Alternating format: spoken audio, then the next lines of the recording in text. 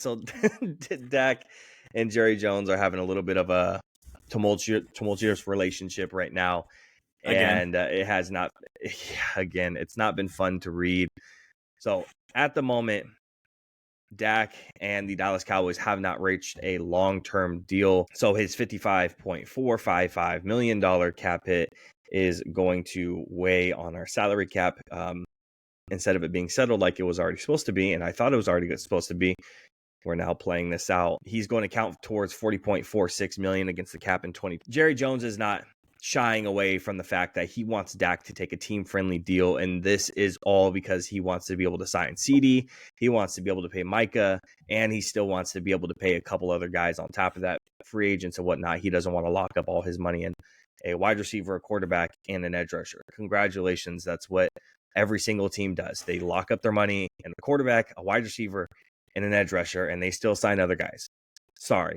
That's just how it is. I'm incredibly frustrated with Jerry Jones, not just for the fact of not getting a long-term deal with Dak. I'm frustrated with the fact that he is not supporting Dak in the way he should be. You are letting go of your left tackle. Your right tackle played like absolute shit last year. Literally one of the worst tackles in the league, bar none. Fuck Terrence Steele. Drew's heard so much about this in Snapchat throughout the entire football season. You have a all-pro right guard. You have an all-pro caliber left guard. You have nobody there at center now. And what, now you want to come out and say, oh, well, Hoffman's going to be great. We really believe in him. Oh, TJ Bass, we really believe in him. Oh, all these guys, we really believe in him. Congratulations. Like, what have they done to actually prove that you believe in them? Because they did something in practice against the second team, the third team's like squad. Congratulations. I'm frustrated that you're not protecting him. You let go of Gallup, who needed to be released anyways. You got CeeDee Lamb and Brandon Cooks and Jake Ferguson. Who's the third, though? Like, who's the third wide receiver? Jalen Tolbert? I mean, I guess. But we've had him on the roster for like 3 years now, and he hasn't done anything. Like, you haven't felt comfortable giving him a chance. You went out and got Brandon Cooks because you didn't feel comfortable with Jalen Tolbert being the third. So you got a different third. Yeah, there's Turpin, but he's a special teamer, right? He's a guy who just returns punts and kicks, and I love Turpin, right? It's Turpin time every single time he touches the ball, and he wants to bring it out of the end zone, and I get excited. I love Kevontae Turpin. But there needs to be something else. And you let go of your running back, which, again, you should have let him go. You should have let him walk. You don't sign back Tony Pollard. But we have Rico Dowdle and Deuce Vaughn. Like, let's go. Yeah. Cool. We got to have a good draft, right? We're a historically good drafting team. We are. But last year doesn't bode confidence. Mozzie Smith. And we have a lot of holes, right? Our linebacker retires. We have our run stuffer defensive tackle walk away. We have an aging defensive end, while our other defensive end has his eye on wherever the hell Dan Quinn is. Our safeties walk away, and I'm really confused about what we're doing right now. This is supposed to be our all-in season. I'm not saying just pay every single free agent and then be dead in the water for the next couple of years if it doesn't work out, because chances are it's not going to work out. I'm just saying, help us out. Like, put something around Dak. Like, what has Jerry done to help Dak and help this team? Because you're setting up for failure, so you can pay him less money next year, or you don't pay him next money. You don't pay him next year at all. You don't give him money because you want to start Trey Lance instead. I don't know, man. I'm really frustrated with the Dak and the Jerry stuff, and you get me riled up every single time we talk about Jerry Jones at this point. I'm over it every single time. What's your unbiased thoughts and opinions about this, though? My unbiased thoughts and opinions? My biased thoughts and opinions is I love it, bro. I love it. My unbiased thoughts and opinions is I absolutely hate it, because you are showing CeeDee Lamb and Micah Parsons right now that they're going to have to play massive hardball to get the extensions they deserve. You see Brandon Ayuk chirping with emojis, money talks, bullshit walks. The 49ers are going to sign their guy. They always do. We sign our guys. Whether Nick Bosa has to hold out, whether we threaten Deebo Samuel to send him to NFL purgatory in New York to the Jets, we always get our guy. We're going to sign Brandon Ayuk, or we're going to trade him, right? Yeah. CeeDee Lamb is learning, oh shit, I'm going to have to chirp in the media, I'm going to have to hold out. Micah Parsons is learning, I'm going to have to chirp in the media, or I'm going to have to hold out. And frankly, everything now makes sense why you guys didn't sign anybody. Because Jerry knew at the start of free agency that... Drew, I think we... Oh, there we go. Sorry, you cut out for a second.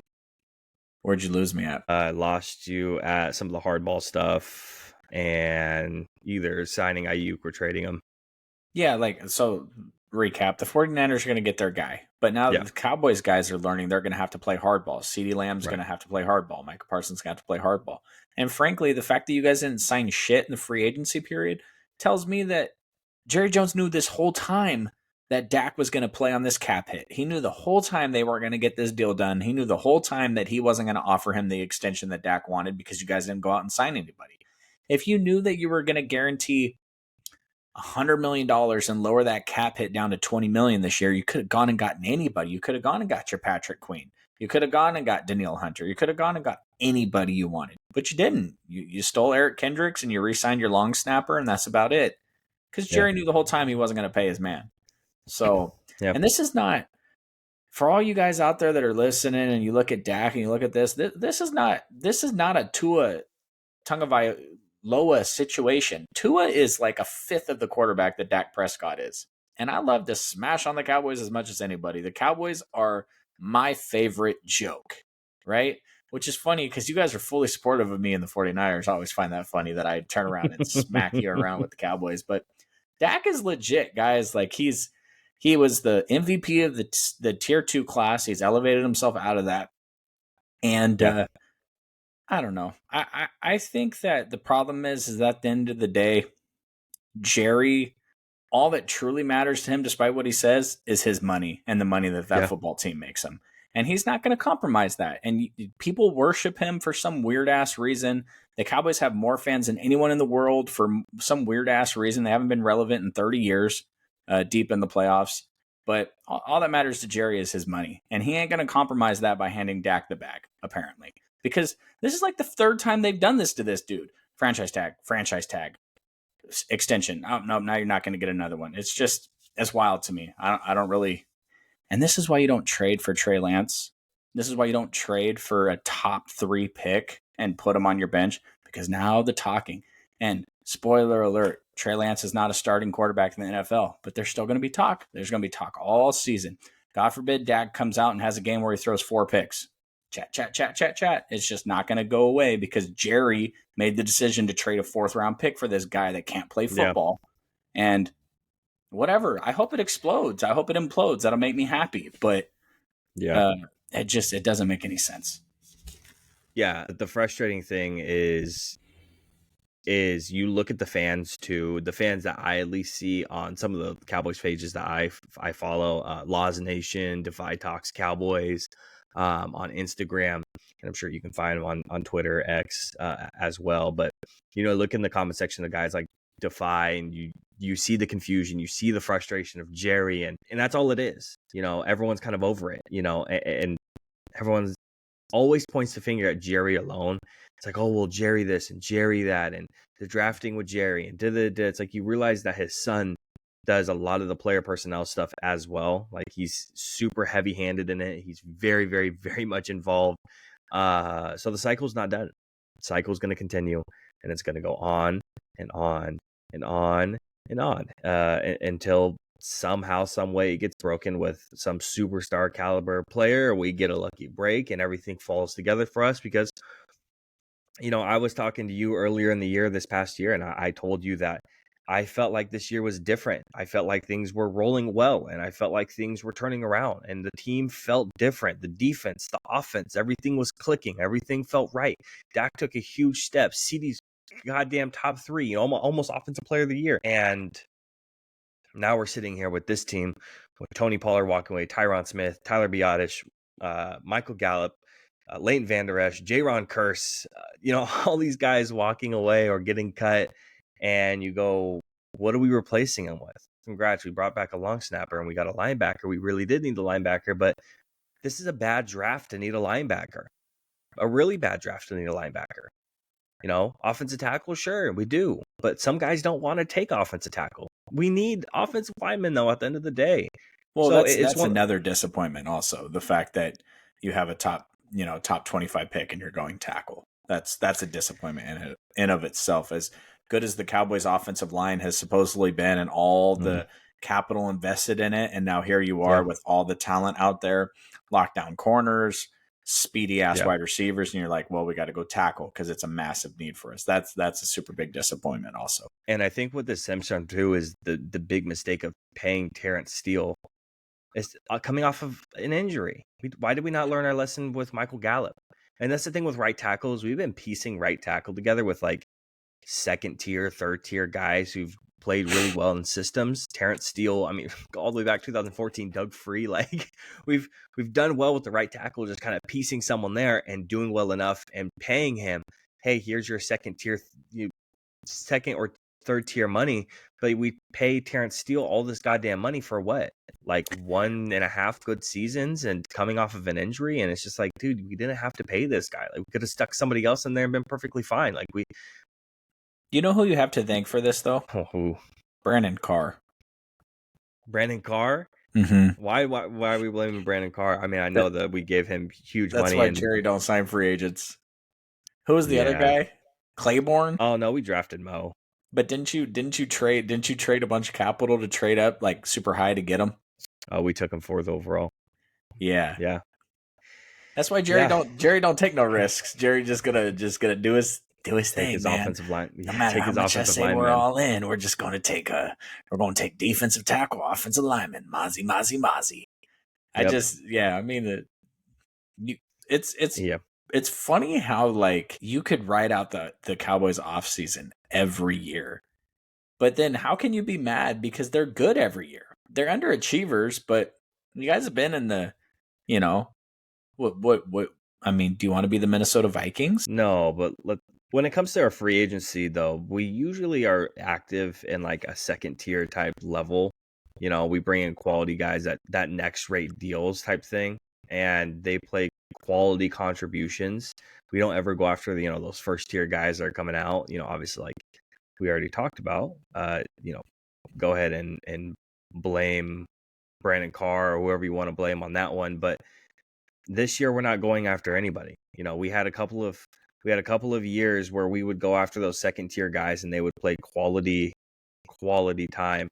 I'm trying to find. Can I interest you in a very exciting Graham Barton or Amarius Mims? I don't care about Graham Barton if he's going to play tackle. But if we're talking about Amarius Mims, he's my tackle 5, and I love Amarius Mims. Yeah, we brought in like Jonathan Hankins, who was our run stopper. We brought in Dante Fowler, who played huge contributions down the stretch. We brought in a couple other guys, but we signed a couple other guys here and there, and they made big contributions for us, and it was nice. And we've done that the year before too. We signed J-Ron Curse, and I was like, that's a bad signing because he's one of the worst safeties in the league. And all of a sudden he pops off for us and he looks amazing. I'm like, hey, you know what? I'm wrong. We got him on a really good deal and he played the system really well. But we're not signing anybody. Eric Kendricks, we got one guy. So I just think it's going to be a super bad look week 1 when you've moved Terrence Steele to left tackle. You got some guy lined up in the slot as wide receiver 3 and Dak's turning around to hand the ball off to Dalvin Cook. I just don't, CeeDee Lamb is amazing. He really is. And I know Cowboys fans love Brandon Cooks for some reason, even though he only balled out for, like 8 games last year. All of his production came from 8 games, but it just, it's tough. I mean, Trey Benson he's a beast, The other kid, he's a beast, but you can't rely on it. So it's just interesting. Right? It's just interesting. I was just talking to my dad about this. Maybe they'll trade for T. Higgins tomorrow. Yeah, I was just talking to him yesterday. Is like, I don't know how this team is going to fall into how I see their outlook until the draft is done, and I don't know how to see some of these players that they see it like a lot of potential in.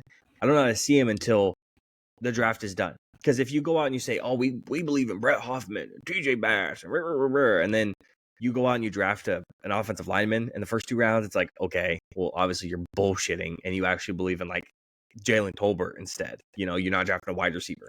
Totally get it. My bad. You clearly don't believe in them. That's fine. But if you go out and draft a wide receiver, it's like, okay, well, you clearly believe in them a lot. I'm going to sit back and wait a little bit more and see how it actually plays out.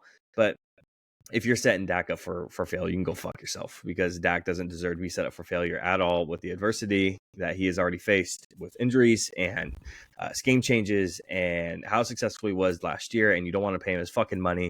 And so if you're setting up for failure, go fuck yourself, Jerry. That's all I got to say about it. At the end of the day, I mean, it's frustrating. But is there a part of you at all that kind of wonders about signing this guy to a massive contract extension when he probably just had the best year of his career? No. Like, he probably won't be any better. Maybe. I mean, this is the type of player that I thought Dak always was, even though the numbers weren't always there. A lot of people are going to say and point to not this past year, but the year before, being like, oh, well, look how bad he was. Like, well, that season's such an outlier. All the years before that, he's been a good player. And this is the player I've always thought Dak could be and is, without the numbers and production. CeeDee Lamb taking a huge jump forward, and having some of the supporting cast around Dak has been super, super helpful for him. But also it's the system that he's put into. So I'm not too worried about it. I've always believed in Dak to this point, and even to this potential. This isn't something where I'm like, oh my God, like I did not see this coming from, I can admit when I'm wrong. I didn't see this coming from Micah Parsons. I didn't see this coming from Tyler Smith. I didn't see this coming from like these type of players that we draft. And I'm like, oh, I don't know about this. This is kind of fucking crazy. This is the type of player I think Dak is. At the end of the day, I always thought it. This is who I think he is. This is what I think he is.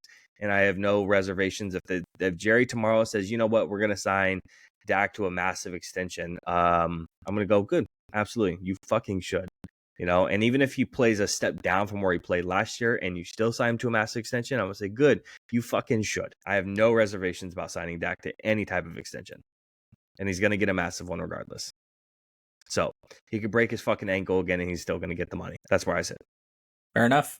I think everybody in the NFC got a lot better except for one team. And so I just don't see them improving upon their season last year. Yeah.